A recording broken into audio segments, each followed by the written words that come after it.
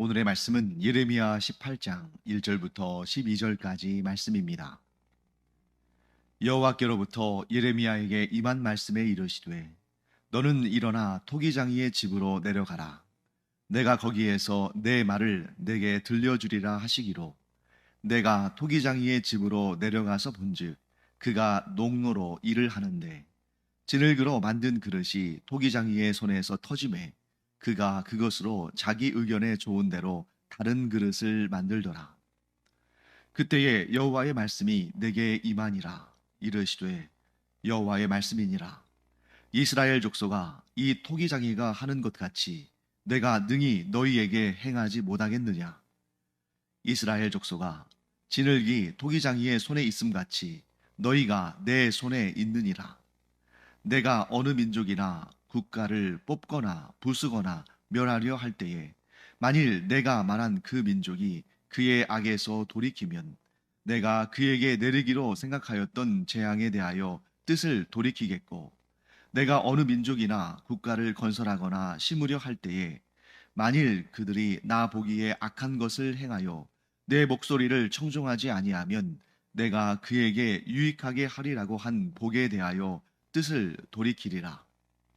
그러므로 이제 너는 유다 사람들과 예루살렘 주민들에게 말하여 이르기를 여호와의 말씀에 보라, 내가 너희에게 재앙을 내리며 계책을 세워 너희를 치려 하노니 너희는 각기 악한 길에서 돌이키며 너희의 길과 행위를 아름답게 하라 하셨다 하라.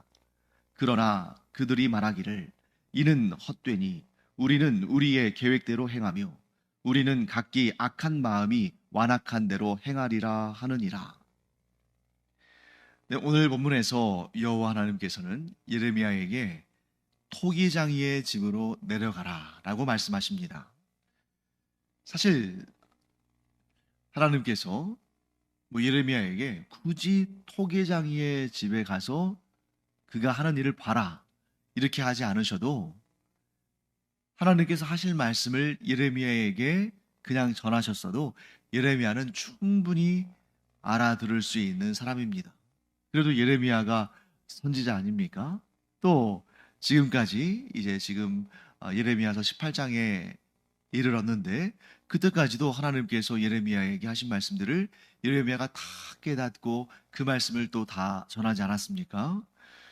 자, 그럼에도 불구하고 오늘 하나님께서 예레미야에게 토기장이의 집으로 내려가라 하신 이유는 이런 상징적인 방식들, 또 시각적인 방식들, 이런 좀 눈에 보이고 몸으로 경험되어지고 하는 것들이 보다 더 어떤 의미를 더 잘 깨닫게 하고 더 풍성하게 이해하게 하고 또 오래도록 그 시각적 영상이 남음으로 말미암아 그 뜻을 또 오래도록 기억하게 하는 그런 기능이 있죠. 그래서 우리가 어떤 공부를 할 때도 시청각 자료를 활용한다거나 또 우리 교회 학교에 우리 자녀들에게 하나님의 말씀 전할 때는 또 어떤 시청각적인 교보제를 사용한다거나 그런 방식을 많이 사용하죠. 그러니까 하나님께서 예레미야에게 더욱 인상적으로 더욱 잘 깨닫도록 또한 그 깨달음을 또 오래도록 기억하도록 하나님께서 이제 이 토기장이의 집에서 일어나는 일들을 보여주시기를 원하시는 것입니다. 자, 그래서 예레미야가 하나님의 말씀에 순종해서 토기장이의 집으로 갑니다. 정확히 말하면 토기장이가 먹고 또 씻고 자고 하는 그러한 집이라기보다는 토기장이의 작업장으로 가게 하신 거죠. 그러면 이 토기장이의 작업장은 어디에 있었을까? 일단 예레미야는 남유다 왕국에서 활동한 선지자였고 또 그의 주된 사역지는 예루살렘이었죠. 그렇기 때문에 이 예레미야의 활동 반경에서 그렇게 먼 곳으로 가지는 않았을 겁니다. 그리고 이런 토기장이라는 이런 직업은 사람들이 많은 곳에서 작업장을 가지고 있어야 그 물건을 팔기가 또 쉽겠죠. 그래서 어떤 학자들은 많은 학자들이 이 예레미야가 찾아간 이 토기장의 작업장이 아마도 예루살렘 성읍 내 혹은 예루살렘 성읍에서 가까운 곳에 있었을 것이다. 그리고 또 한 가지, 이 토기장이가 토기를 만들려면 두 가지의 아주 중요한 재료가 필요하죠. 하나는 진흙이고 다른 하나는 물입니다. 그래서 물과 진흙이 있어야 토기를 빚을 수 있는 거죠. 그래서 많은 학자들은 이 토기장이의 작업장이 아마도 예루살렘의 실로암 못 근처에 있었을 것이다. 왜냐하면 예루살렘에서 실로암만큼 물을 구하기가 쉬운 곳은 없기 때문이죠. 그렇게 따진다면 뭐 예레미야가 아주 먼 길을 떠나서 토기장이의 작업장에 간 것이 아니라 아주 근처에 있는 그러한 작업장에 간 것이라고 볼 수가 있습니다. 그곳에서 이제 예레미야는 토기장이가 어떻게 일하는지를 유심히 볼 수 있었습니다. 자, 토기장이가 농로에서 일을 했다라고 오늘 본문은 기록하는데, 농로라는 말은 오늘날 우리가 뭐 그렇게 자주 쓰는 말은 아니죠. 물론 이 토기를 빚으시거나 또 뭐 도자기 같은 것을 만드시거나 또는 이런 뭐 이런 미술 가운데서 이런 공예를 하시는 분들은 좀 익숙한 용어겠습니다만, 우리는 이렇게 알아들으면 될 것 같습니다. 회전판. 그러니까 우리가 이런 그 도자기나 이런 뭐 톡이나 이런 것을 만들 때 그러한 내용들을 우리가 뭐 다 알지는 못하지만 그런 뭐 영상들을 가끔 볼 때가 있지 않습니까? 그러면 이렇게 둥글둥글 해가지고 막 돌아가는 그런 회전판이 있죠. 그 위에 진흙을 얹고 토기의 재료가 되는 진흙을 얹고 그것을 막 회전판이 돌아갈 때에 막 손으로 아주 능숙한 그러한 실력으로 이렇게 토기를 동글게도 하고 뭐또 길게도 하고 하는 것을 우리가 보지 않습니까? 그 농로에서 회전판을 즉 농로 즉 회전판을 돌려가면서 진흙을 이렇게 자기가 원하는 대로 모양을 만들어 가는데, 예레미야의 눈에 딱 보인 것이 있었습니다. 그것이 무엇입니까? 토기장이의 손에서 진흙이 터지는 상황. 자, 진흙이 터진다는 것은 뭐겠습니까? 토기장이의 의도와는 다르게 이 진흙의 모양이 맞지 않아서 그것이 망가지는 그런 상황이겠죠. 그랬더니 이 토기장이가 어떻게 합니까? 그 망가진 진흙을 버리지 않고 그 진흙을 다시 이렇게 톡톡톡 이렇게 물을 묻혀가지고 이렇게 뭉치더니 다시 자신이 원하는 모양으로 만들어가는, 또 그러한 일을 몇 차례 했겠죠. 아무리 능숙한 토기장이라 할지라도 그냥 한 번에 자기가 마음먹은 대로 다 되지는 않을 수 있잖아요. 또 주변에 있는 사람들이 볼 때는 그만하면 됐다 싶은데도 이 장인은 자기의 뜻한 바대로 되지 않으면 얼마든지, 우리 같이 이렇게 보통 평범한 사람들이 볼 때는 잘한 것처럼 보이지만 얼마든지 또 이렇게 뭉치고 또 그것을 망가뜨리고 또 이렇게 토닥토닥 해가지고 그 좀 두툼하게 이렇게 한 다음에 다시 거기에서 자신이 원하는 모양으로 만들어가는 것을 보게 되는 것이죠. 바로 그 순간에 여호와 하나님의 말씀이 예레미야에게 임했습니다.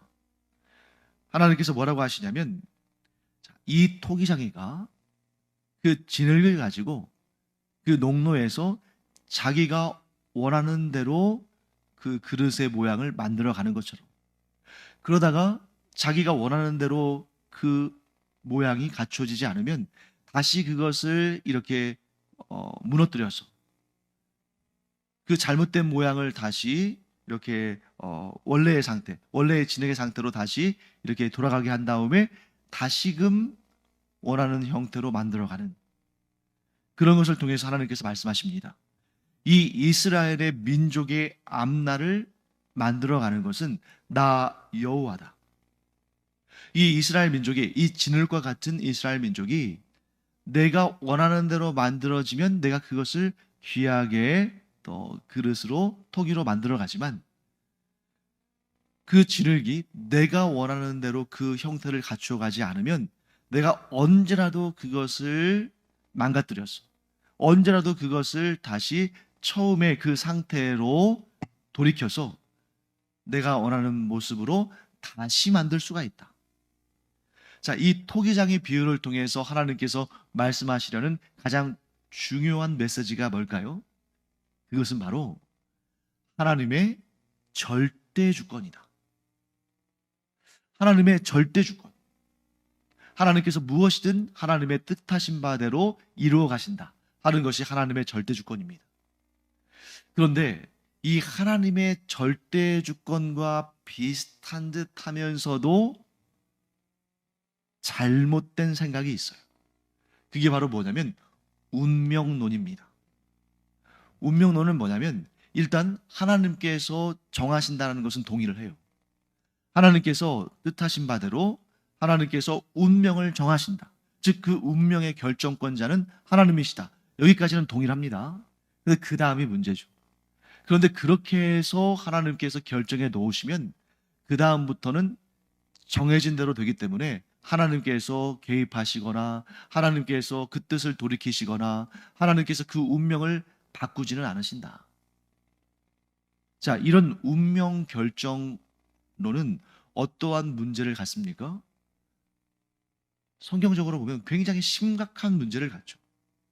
자, 지금 하나님께서 말씀하시는 것은 뭐냐면 이스라엘이 돌이켜서 회개하고 하나님께서 그들에게 명하신 것, 그 세 가지 명령이 있지 않았습니까? 첫째는 우상을 버리고, 둘째는 하나님의 뜻에 순종해서 진리와 정의와 공의의 삶을 살고, 그리고 세 번째, 마음의 할례를 받음으로 말미암아 자기를 주인 삼은 모든 것을 내려놓고 오직 하나님만 섬기는 이러한 새로운 삶으로 그들이 돌이키면 하나님께서 요구하신 그 복된 삶으로 그들이 돌아서면 하나님께서 그들을 회복하신다. 그들을 향하여서 선포하신 그 전쟁과 멸망의 심판을 돌이키시고 그들에게 새롭게 됨을, 그들에게 평강을, 그들에게 은혜와 복을 주신다. 이런 모든 말씀이 이 운명 결정론에 따르면 아무 효과가 없는 거죠. 그런 일이 일어나지 않으니까. 왜? 운명대로 되어지니까. 그런데 사랑하는 성도 여러분, 하나님은 운명 결정론자가 아니십니다. 모든 결정을 하나님께서 행하시는 그 절대 주권을 가지신 분이시지만 자기가 결정한 것도 돌이키지 못하는 그런 운명 결정론자가 아니라 언제든지 하나님의 그 기쁘신 뜻대로 하나님께서 원하시는 대로 바꾸실 수 있다. 하나님의 뜻대로 그 운명을 변화시킬 수 있다. 그렇기 때문에 하나님께 있어서 운명이라는 것은 고정불변한 것이 아니라 얼마든지 서로 인터액티브, 그러니까 서로 상호교환적으로 사람들이 어떻게 반응하는지를 보고 하나님께서 얼마든지 바꾸실 수 있는 그러한 절대 주권자이시다 하는 것을 우리가 또 알게 됩니다. 그렇기 때문에 진흙은 자기가 어떻게 빚어질지 스스로 결정할 수가 없어요. 하나님께서 결정하십니다. 하지만 이 진흙과 같은 피조물들도 자신이 어떻게 하느냐에 따라서 하나님의 결정이 변화될 수 있다는 것을 알므로 자신의 미래에 적극적으로 일하는 존재입니다. 즉 운명 결정론자처럼 어차피 내 운명은 다 결정됐으니까 내가 아무리 애쓰고 내가 아무리 노력해도 아무 소용없다, 그런 비관론에 빠지는 것이 아니라 비록 나의 운명을 결정하시는 분은 하나님이신 줄을 내가 믿지만 거기에 대해서는 어떠한 이의를 제기하지 않지만 그런데 내가 오늘날 어떻게 사느냐에 따라서 하나님의 결정이 달라질 수 있다는 것을 믿고 고백해야 한다는 거죠. 내가 하나님을 기쁘시게 하는 삶을 살면 하나님께서 내게 복을 주신다. 내가 하나님 앞에 죄를 지었다 할지라도 내가 회개하고 돌이켜 하나님의 뜻에 순종하며 살기 시작하면 하나님께서 내게 내리시기로 결정하신 그 징벌과 징계와 화와 재앙을 돌이키셔서 도리어 나로 하여금 하나님의 은혜와 복과 평강을 누리며 살게 하신다. 이게 바로 하나님의 절대 주권을 인정하는 자, 하나님의 절대 주권을 믿음으로 고백하는 자의 생각인 것이죠. 사랑하는 성도 여러분, 우리는 정해진 운명대로 살아가는 그러한 수동적인 존재가 아닙니다. 물론 우리를 향한 하나님의 뜻은 주어졌습니다. 결정됐습니다. 하지만 그 결정은 그 누구도, 심지어 그 결정을 내리신 하나님도 바꾸지 못하시는 것이 아니라 우리가 하나님을 어떻게 대하느냐, 우리가 하나님의 말씀에 어떻게 순종하느냐, 우리가 어떤 반응을 보이느냐에 따라서 하나님께서 그 우리의 미래들을 또 만들어 가시는, 때로는 변경시키시는 그러한 삶을 우리가 산다는 것을 알아야 됩니다.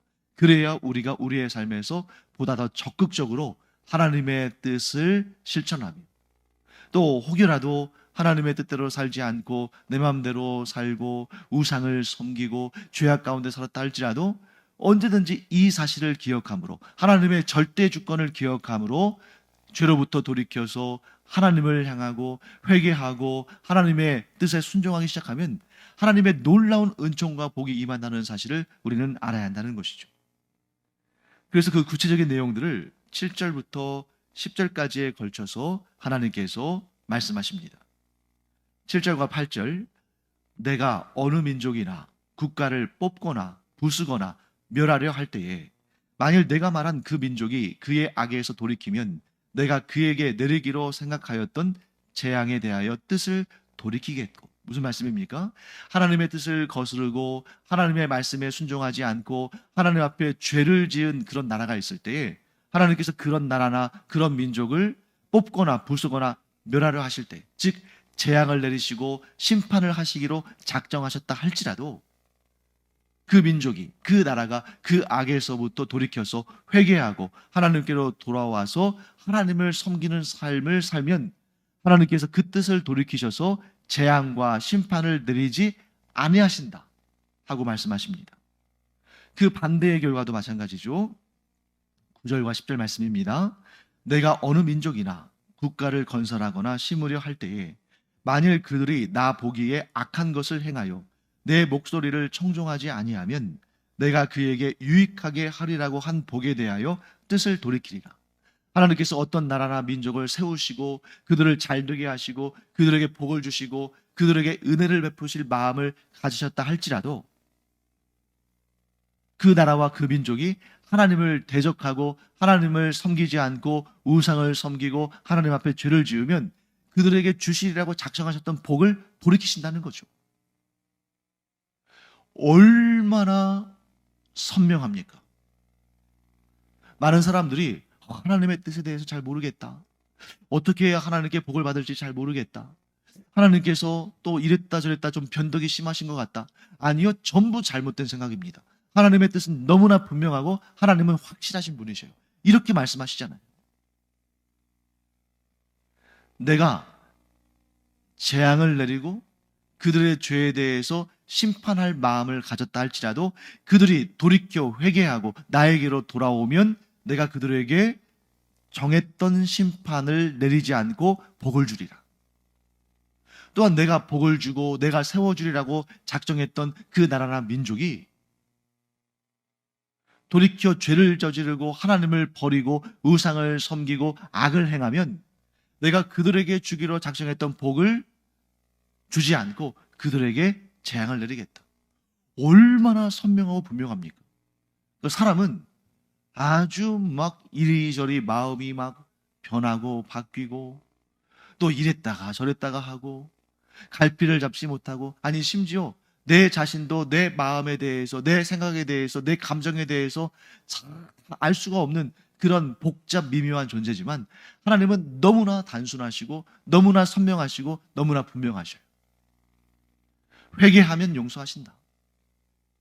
그러나 죄를 지으면 반드시 징계가 주어진다.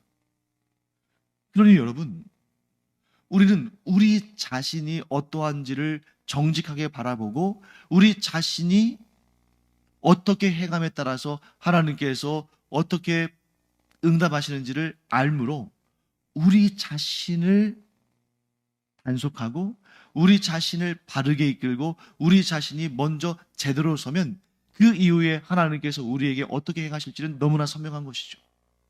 죄악 가운데 있다면 돌이켜 회개하고 하나님께 돌아가는 것. 은혜 가운데 있다면 그 은혜에 감사하고 기뻐하며 그 은혜 받는 길에서 떨어져 나가지 않는 것. 그런데 우리가 죄악 가운데 있는지, 우리가 은혜 가운데 있는지 누구보다 우리가 잘 알지 않습니까? 그리고 우리가 하나님으로부터 멀어졌는지, 하나님과 가까운지 누구보다 우리가 잘 알지 않습니까?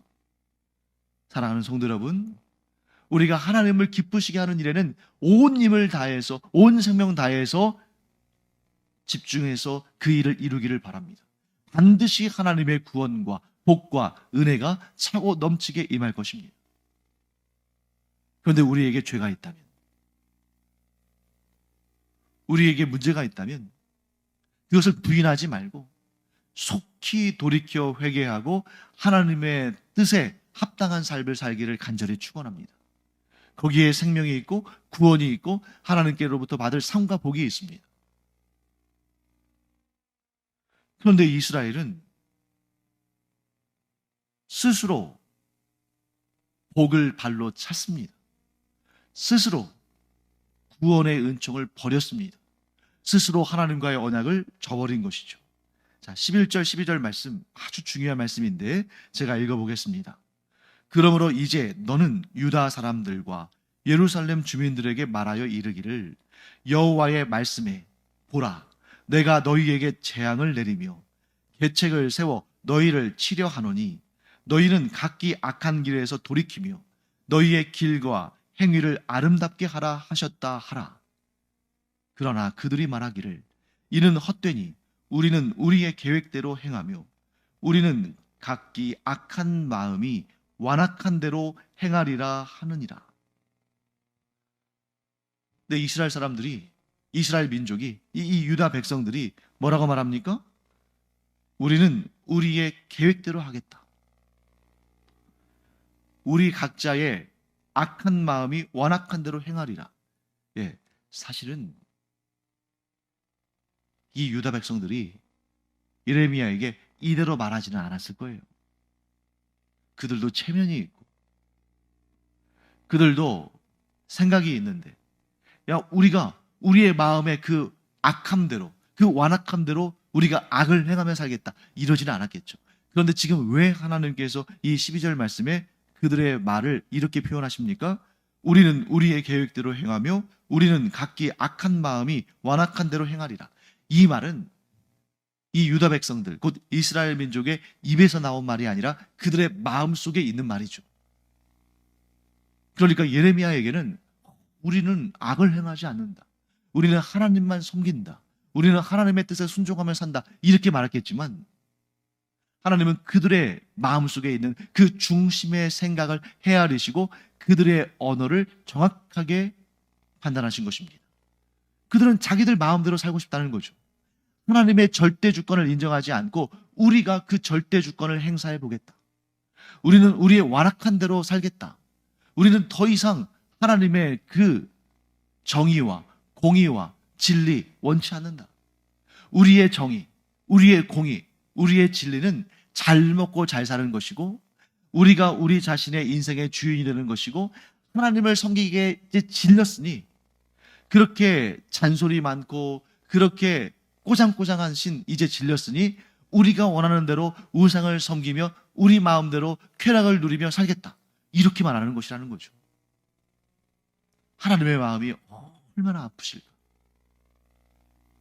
사랑하는 성도 여러분, 우리가 경건의 모양만 있는 것이 아니라 경건의 능력이 있는 자들이 되어서 우리의 중심에서, 즉 우리의 입으로 나오는 말과 우리의 중심의 언어가 다른 것이 아니라 우리의 입으로 나오는 말과 우리의 중심이 일치해서 하나님의 절대 주권을 인정하고 하나님께서 우리에게 복을 주시고 은혜를 주시고 사랑을 베푸시기를 원하시는 분이라는 것을 알므로 그 복의 통로가 막히지 않는 삶, 곧 하나님 앞에 정직히 행하고 죄를 지으면 회개하고 선을 행하면 하나님과 함께 기뻐하는 그러한 복된 삶을 사는 우리가 되기를 간절히 축원합니다.